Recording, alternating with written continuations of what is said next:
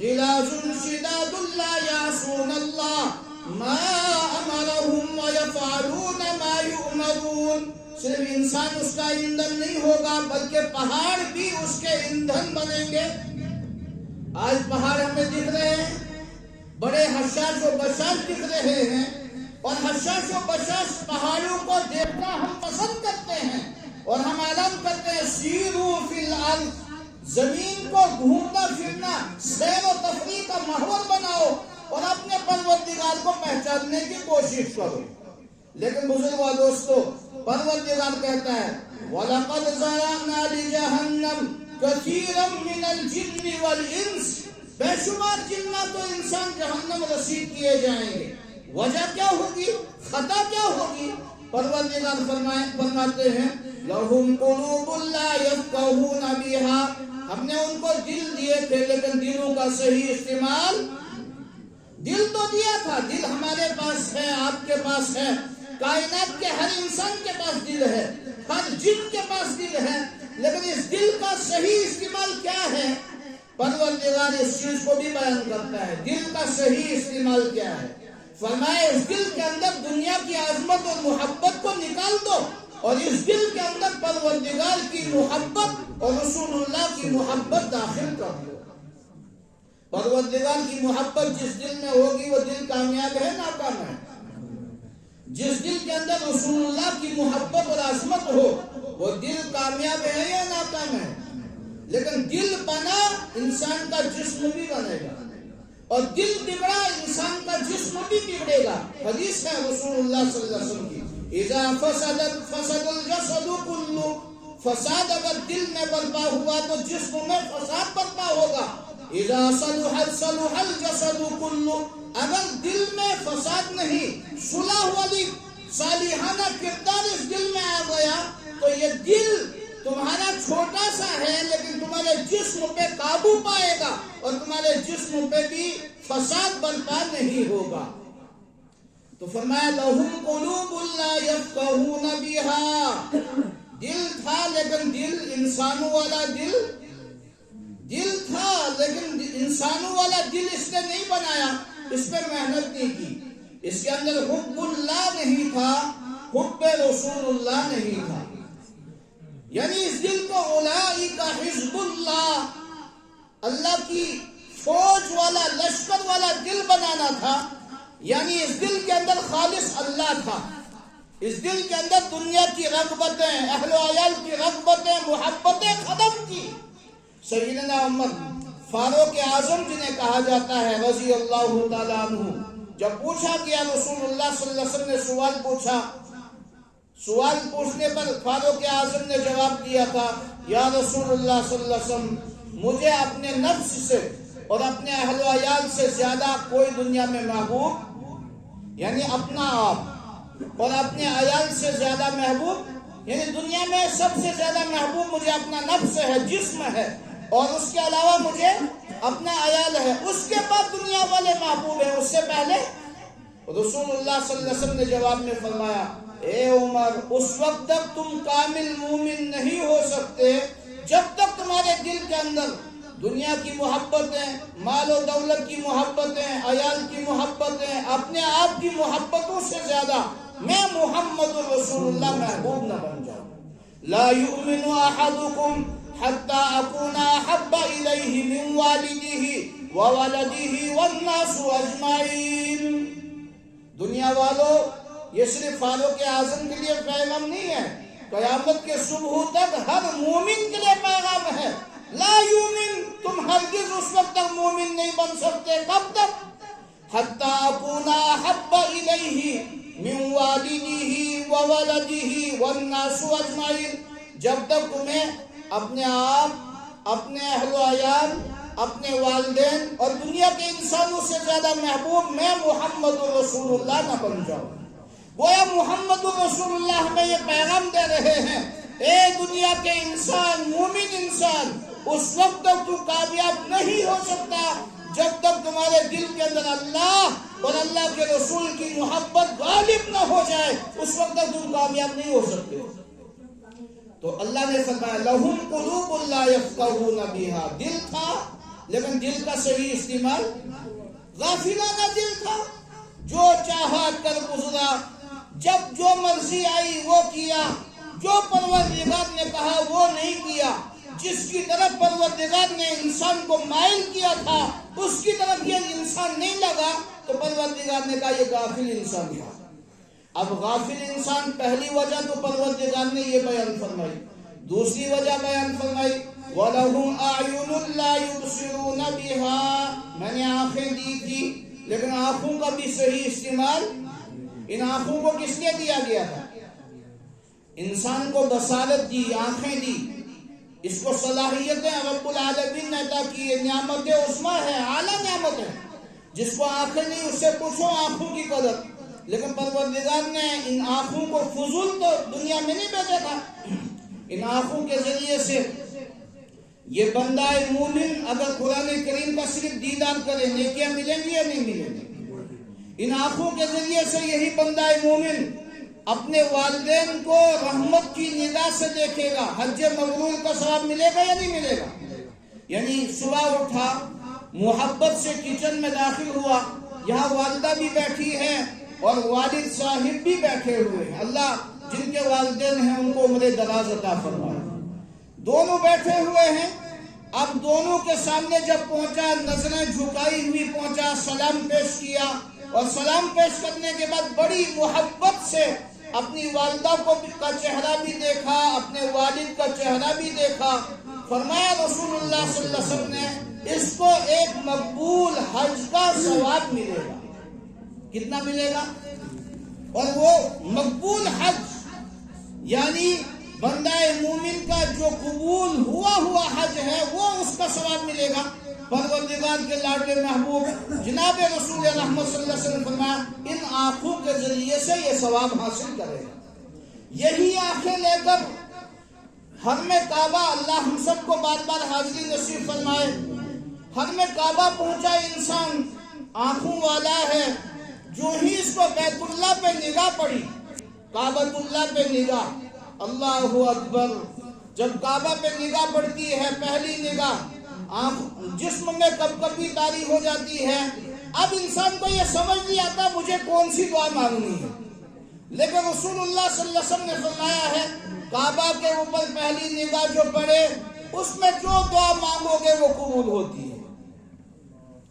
جو نگاہ کعبہ پہ پڑی، اب بندہ مومن کہتا ہے اللہ تیرے کعبے کی عظمت جو بلند ہے اس کی عظمت اور بلند کر دے، اس کی عظمتیں بلند ہو رہی ہیں، مزید بلند کرتا جا، لیکن اللہ اب میں تجھ سے ایک درخواست کرتا ہوں، وہ درخواست یہ ہے میں گناہ لے کر آیا ہوں، آپ سے درخواست کرتا ہوں، گناہوں کی معافی نہیں مانگتا بلکہ اب جب تک میں زندہ ہوں جو تجھ سے حلال مانگوں وہ مجھے عطا کرنا، کیونکہ پہلی دعا قبول ہوتی ہے۔ اور انسان کو مستجاب الدعوات بننے کے لیے سب سے بہترین موقع یہی ہے کہ یہ کعبۃ اللہ کے سامنے پہنچے، آنکھوں سے دیدار کرے اور اپنے رب سے کہے اب میں جب تک زندہ ہوں ربا جو تجھ سے مانگوں وہ مجھے عطا کرنا۔ مستجاب الدعوات بنے گا یا نہیں بنے گا؟ دیکھا کس سے؟ دیکھا کس سے؟ آنکھوں سے دیکھا یا دل سے دیکھا؟ آنکھوں سے دیکھا، آنکھوں سے دیکھا، دماغ بھی چکرا گیا، دل بھی عظمتوں سے پھول اٹھا، لیکن آنکھوں نے اگر کعبۃ اللہ میں جا کر بھی غیر محروموں کو دیکھنا شروع کیا، اگر کعبۃ اللہ کے قریب جا کر اس نے دوسروں کی ماں بہن بیٹی کو دیکھنا شروع کیا، یہ آنکھیں کعبۃ اللہ کے سامنے بھی انسان کو برباد کریں گی یا نہیں کریں گی؟ اس لیے اللہ نے فرمایا لَهُمْ أَعْيُنٌ لَا يُبْصِرُونَ بِهَا، آنکھیں دی تھی لیکن آنکھوں کا صحیح استعمال۔ وہاں جانے کی ضرورت کیا ہے؟ آج کا زمانہ فتنے کا زمانہ ہے، میں بارہا عرض کر چکا ہوں، آج بھی عرض کروں گا کہ اب تو وہ زمانہ آ گیا۔ سابقہ زمانے میں ہماری وادی کا ماحول یہ تھا، ہمارے یہ شاید سابقہ سفید ریش بزرگ میری اس بات کی تائید ضرور کریں گے کہ ہمارے سابقہ زمانے میں حیا تھی یا نہیں تھی؟ اگر راستہ چلتا ہوا کوئی بزرگ آتا، جوان راستہ کاٹتا تھا، اگر راستہ کاٹنے کا موقع نہ ہو تو سر دبا کے بزرگ کے چہرے کی طرف نہیں دیکھتا تھا، سر دبائے ہوئے نکلتا تھا، لیکن سلام بھی کرتا تھا۔ اس بزرگ کو جانتا تھا یا نہیں جانتا تھا، لیکن سلام ہوتی تھی۔ بزرگ اس کے لیے دعائیں دیتا تھا، چاہے یہ بزرگ بھی اس کو جانتا ہو یا نہ جانتا ہو، لیکن بزرگ کے سامنے کبھی بھی ہمارا جوان سر اٹھا کے نہیں چلتا تھا۔ لیکن آج بزرگوں کی عظمت اور محبت وہ تو ختم پہلے سے ہو چکی ہے، لیکن اب تو وہ زمانہ آ گیا کہ نشہ آور انسان، نشہ میں ڈوبا ہوا انسان اور نشہ میں گرفتار انسان یہ اپنی والدہ کا قتل اپنے گھر میں کر رہا ہے یا نہیں کر رہا ہے؟ نشہ کے لیے اس سے پیسہ مہیا نہیں ہوا، وہ ڈاکہ نہیں ڈال سکا، وہ کسی کے گھر میں کسی کے دکان پر ڈاکہ نہیں ڈال سکا۔ اس نے سب سے بہترین ہتھیار یہ سمجھا میری والدہ گھر میں اکیلی ہے، وہ والدہ جس والدہ نے 9 ماہ اپنے پیٹ میں رکھا، وہ والدہ جس نے اسی بچے کا رونا برداشت نہیں کیا تھا، وہ والدہ جب یہ بچہ معصوم تھا پیشاب کر دیتا تھا بسترے پر، یہ والدہ رات بھر اسی پیشاب پہ سوتی تھی، بچے کو سوکھے پہ سلاتی تھی۔ جس والدہ کے بارے میں میرے اور آپ کے تاجدار جناب رسول رحمت صلی اللہ علیہ وسلم نے فرمایا کاش میری والدہ زندہ ہوتی، کاش میری والدہ زندہ ہوتی اور میں نماز عشاء پڑھانا شروع کر دیتا، تکبیر تحریمہ کہہ چکا ہوتا، سورہ فاتحہ کی تلاوت میں شروع کر چکا ہوتا، اور حجرہ عائشہ سے میری والدہ پکارتی یا محمد، میں نماز توڑ کر پہلے اپنی والدہ کا کام پورا کرتا، اس کے بعد دوبارہ نماز پڑھتا۔ کاش میری والدہ زندہ ہوتی۔ قربان جائیں محمد رسول اللہ پر۔ سیدنا صدیق اکبر، سیدنا فاروق اعظم اور عبداللہ ابن عمر روایت فرماتے ہیں رضی اللہ تعالی عنہما، ایک مرتبہ رسول رحمت صلی اللہ علیہ وسلم مکہ سے مدینہ سے مکہ کی طرف سفر شروع فرمایا اور ابوا کے مقام پر پہنچے۔ ابوا وہ مقام ہے جہاں رسول اللہ کی والدہ مدفون ہیں۔ ابوا کے مقام پر پہنچے، مولانا طارق جمیل صاحب فرماتے ہیں، کہا میں سن 2017 میں جب ابوا کے مقام پر گیا زیارت کرنے کے لیے، کہا دور دور تک میں نے نگاہ ماری، کوئی بستی مجھے نظر نہیں آئی، دور دور تک نگاہ ماری کوئی بستی۔ اور 1400 سال پہلے جب رسول اللہ صلی اللہ علیہ وسلم کی والدہ یہاں انتقال کر گئی ہیں، وہ تصورات لے کر انسان جب جاتا ہے تو ابوا کے مقام پر پہنچے۔ عبداللہ ابن عمر فرماتے ہیں رسول اللہ سواری سے نیچے اترے، رسول اللہ صلی اللہ علیہ وسلم سواری سے نیچے اترے اور نیچے اتر کر اپنی والدہ محترمہ کی قبر پر تشریف لے گئے، اور پھر وہاں بیٹھنے کا انداز بھی بیان فرمایا کہ رسول اللہ صلی اللہ علیہ وسلم اپنی والدہ کی قبر کے ساتھ چمٹ گئے۔ ہمیں ایسا محسوس ہو رہا تھا آج محمد الرسول اللہ اپنی والدہ سے معانقہ کر رہے ہیں۔ اور پھر جب رسول اللہ کے چہرہ ناظرین کو ہم نے دیکھا، نبی علیہ الصلوۃ والسلام کے آنکھوں سے آنسو جاری تھے، ایسا لگتا تھا جب جیسے بارش کا پانی آنکھوں سے برس رہا ہے۔ پھر جب وہاں سے آگے کی طرف روانہ ہوئے، عبداللہ بن عمر رضی اللہ تعالیٰ عنہ فرماتے ہیں رسول اللہ صلی اللہ علیہ وسلم نے فرمایا میں اس دنیا سے چلے جاؤں گا لیکن والدہ کی جدائی کا غم میرے دل میں تب بھی رہے گا۔ آج اسی ماں کو قتل کیا جا رہا ہے یا نہیں کیا جا رہا ہے؟ آج ایک نے کیا کل دوسرا کرے گا۔ سلسلہ تو شروع ہو چکا ہے۔ یہ سلسلہ شروع کیوں ہوا کہ اب ان آنکھوں میں وہ عظمتیں باقی نہیں رہی، اب یہ آنکھیں انسانوں کی آنکھیں نہیں رہی، اب یہ جانوروں کی، درندوں کی آنکھیں بن گئی، جس کو پروردگار نے خود بیان کیا ہے، کہا گناہ پہ جو گناہ کرے اسے حیوان کہتے ہیں۔ لہم قلوب لا یفقہون بہا وَلَهُمْ أَعْيُنٌ لَا يُبْصِرُونَ بِهَا۔ اب جب ان آنکھوں نے ماں کی پہچان بھی چھوڑ دی، قرآن کی پہچان بھی چھوڑ دی، رسول اللہ صلی اللہ علیہ وسلم کی عظمت محبت سیرت کی پہچان چھوڑ دی، اب بڑے کی حیا ختم ہو گئی، چھوٹے پہ شفقت ختم ہو گئی، اب بڑے کا ادب و احترام ختم ہوا، اب وہ محمد رسول اللہ کا پیغام الراحمون یرحمہم الرحمن ارحموا من فی الارض یرحمکم من فی السماء، یہ کس کے لیے رہ گیا؟ یہ تو میرے اور آپ کے لیے تھا۔ زمین والوں تم بڑوں پہ رحم کرو، آسمان والا تم پہ رحم کرے گا۔ زمین والوں تم چھوٹوں پہ رحم کرو، آسمان والا تم پہ رحم کرے گا۔ زمین والوں تم ہمسائے پہ رحم کرو، آسمان والا تم پہ رحم کرے گا۔ زمین والوں تم اڑوس پڑوس رشتہ داروں پر رحم کرو، آسمان والا تم پہ رحم کرے گا۔ زمین والوں راستہ چلنے والوں پہ تم رحم کرو، آسمان والا تم پہ رحم کرے گا۔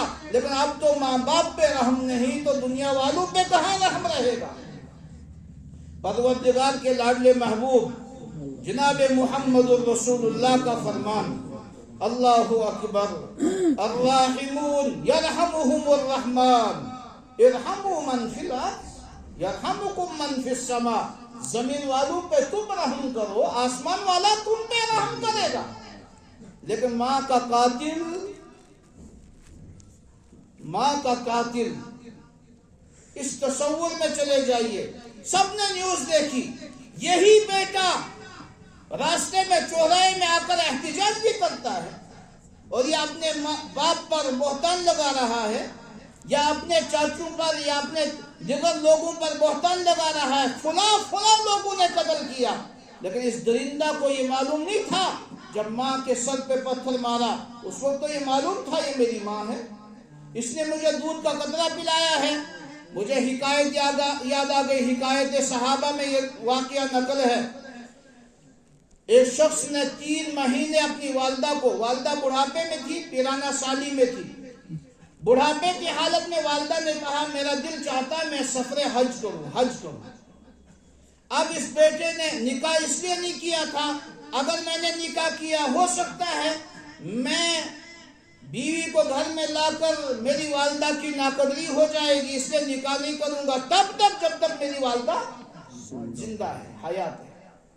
3 مہینے کا سفر طے ہوا، اپنے کندھوں پہ سوار اپنی والدہ کو لیا، زادِ راہ بھی ساتھ لیا ہوا ہے، اور یہ 3 مہینے لگاتار سفر کرتا رہا، بیت اللہ پہنچا، حرم کعبہ پہنچا۔ اللہ ہم سب کو نصیب فرمائے۔ یہ جب وہاں پہنچا، وہاں پہنچنے کے بعد حج مکمل کروایا۔ حج آج کے زمانے میں جو لوگ جاتے ہیں وہ بھی کہتے ہیں بڑا مشکل، تھک جاتے ہیں، اور وہاں سے اگر کئی دنوں تک کہتے ہیں بس تھکان ابھی بھی نہیں نکلی۔ اب جو شخص یہاں سے پہنچا، کعبہ پہنچا، کعبہ سے پھر مینا پہنچا، مینا سے پھر عرفات پہنچا، عرفات سے پیدل مزدلفہ پہنچا، وہاں سے پیدل مینا پہنچا، جمرات کیا، قربانی کی، قربانی کے بعد طواف زیارت ہوا، صفا مروہ ہوا۔ یہ سارا اس جوان نے اپنی والدہ کو کندھے پہ سوار رکھ کے کروایا۔ اب خوش ہوا، خوش ہونے کے بعد سوچا، دل میں خیال آیا میں اپنے پروردگار سے پوچھوں کیا میں نے اپنی والدہ کا حق ادا کیا یا نہیں کیا۔ یہ جا کر کعبۃ اللہ کے غلاف کو پکڑ کر ملتزم کے مقام پہ کھڑے ہو کر، ملتزم وہ مقام ہے جس مقام پہ اللہ ہم سب کو نصیب فرمائے، جس مقام پہ کھڑے ہو کر جو دعا مانگو گے قبول ہوتی ہے۔ ملتزم پہ کھڑے ہو کر کعبۃ اللہ کا غلاف پکڑ کر اللہ سے کہہ رہا ہے، اللہ کیا میں نے اپنی والدہ کا حق ادا کیا یا نہیں کیا؟ یہ جوان کہتا ہے غیب سے آواز آئی، غیب سے آواز آئی۔ کیا آواز آئی؟ کہا ماں کے رحم سے دنیا میں آنے کے وقت اور ماں کے چھاتی سے دودھ کا پہلا قطرہ پینے کا حق ابھی تم نے ادا نہیں کیا، تم کہتے ہو ماں کا حق ادا کیا؟ دودھ کا پہلا قطرہ جو تم نے اپنے دہان میں لیا، اس دودھ کے پہلے قطرے کا حق بھی تم نے ادا نہیں کیا۔ اب اسی ماں نے اس جوان سے کہا جوان میرا دل چاہتا ہے 7 طواف میں کروں. کتنے؟ 7 طواف. ایک طواف میں کتنے جگہ ہیں؟ 7 طواف میں کتنے ہو جائیں گے؟ اب 7 طواف کرنے کا مطالبہ کیا. جوان نے والدہ کو اٹھایا اور 7 طواف مکمل کروائے. کیسا جوان تھا، عظمتیں کیسی تھی. 7 طواف مکمل ہوئے، چلا گیا، ملتزم پہ کھڑا ہوا، والدہ کو زمزم پلا کر سائڈ میں بٹھا دیا اور اب ملتزم پہ کھڑے ہو کر پھر سے صدا لگا رہا ہے. جوان کہتا غیب سے آواز آئی، مادر رحم سے دنیا میں آتے ہوئے جو والدہ کو پہلی تکلیف ہوئی تھی اس تکلیف کا بھی حق تو نے ادا نہیں کیا. جوانوں، بزرگوں، ہم بھی ماں باپ والے ہیں. میں نے عرض کیا تھا آنکھیں وہ نہیں رہی جو انسانوں کی آنکھیں ہیں. اگر انسانوں کی آنکھیں ہوتی حیا بھی باقی ہوتی یا نہیں ہوتی؟ اس کے بعد پروردگار نے تیسرا مقام بیان کیا، وَلَهُمْ آذَانٌ لَا يَسْمَعُونَ بِهَا